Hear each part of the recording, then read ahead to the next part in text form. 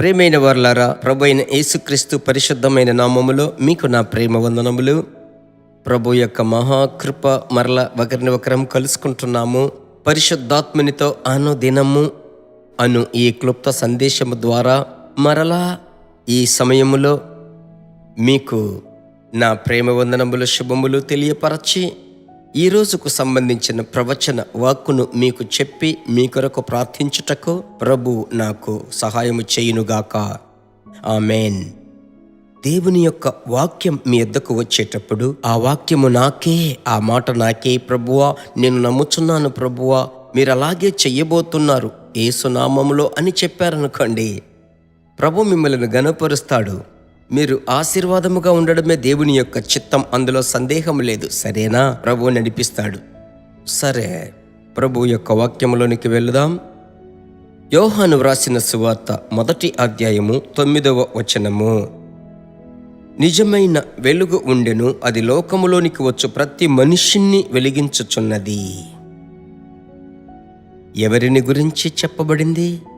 మన ప్రియ రక్షకుడైన యేసుక్రీస్తుని గురించి చెప్పబడింది.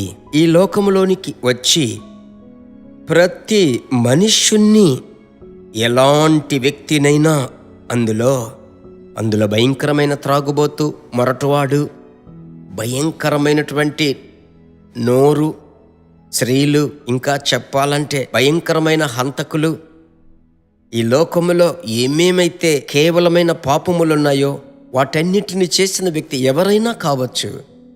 ఆ మనుష్యుణ్ణి నా దేవుడు తాకి ఒక ప్రకాశవంతమైన జీవితంలోనికి తీసుకొని వెళ్ళటకు మన ప్రభువుకు సాధ్యం. ఆమెన్. ఆయనే ఈ మాట చెప్పుచున్నాడు. లోకములో ఉన్న ప్రతి మనిషిని ప్రకాశింపచేసే నిజమైన వెలుగు యేసుక్రీస్తు. ప్రభువుకు స్తోత్రం. మీ జీవితం ప్రకాశించకుండా ఒక ఆరిపోయినటువంటి ఒక మసకబారి లో వోల్టేజీ, ఆ యొక్క మన దీపం, ఇంటిలో దీపం అలాగే గుడ్డిగా ఉంటుంది, డార్క్గా, చీకటిగా ఉంటుంది. ఒకవేళ మీ జీవితం అలా ఉండవచ్చు. ఈరోజు మీరు ప్రకాశించడమే దేవుని యొక్క చిత్తం. ప్రార్థన జీవితములో, అభిషేకములో, ఆర్థికములో, ఉద్యోగ స్థలములో, మీ బిడ్డలను పెంచేటువంటి విషయంలో మీరు ప్రకాశించబోతున్నారు. సరేనా? ప్రభు యొక్క నామములో ఆ మాట నాకు అనుకోండి. ఈ సమయమున ఇంకొక వచనాన్ని నేను మీకు చూపించినట్లయితే అది మిక్కిలి ప్రయోజనకరంగా ఉంటుంది. 2వ కొరింథీ 4వ అధ్యాయము 6-7 వచనములు.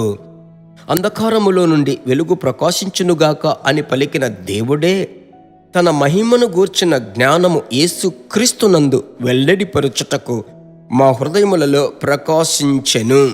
గనుక మేము మమ్మును గూర్చి ఈ యొక్క బలాధిక్యము మామూలమైనది కాక దేవుని యందై ఉండునట్లు మంటి ఘటములలో ఈ ఐశ్వర్యము మాకు కలదు. ఈ యొక్క మహిమైశ్వర్యము మంటి ఘటములలో మేము పొందుకున్నాము. దేవుని బిడ్డలారా, ఐశ్వర్యం అంటే ఏమిటి? అభిషేకమే. పౌలంటున్నాడు, మా హృదయములలో ప్రకాశించింది. ఈ యొక్క బలాధిక్యము మామూలమైనది కాదు, ఇది దేవుని వలనైంది.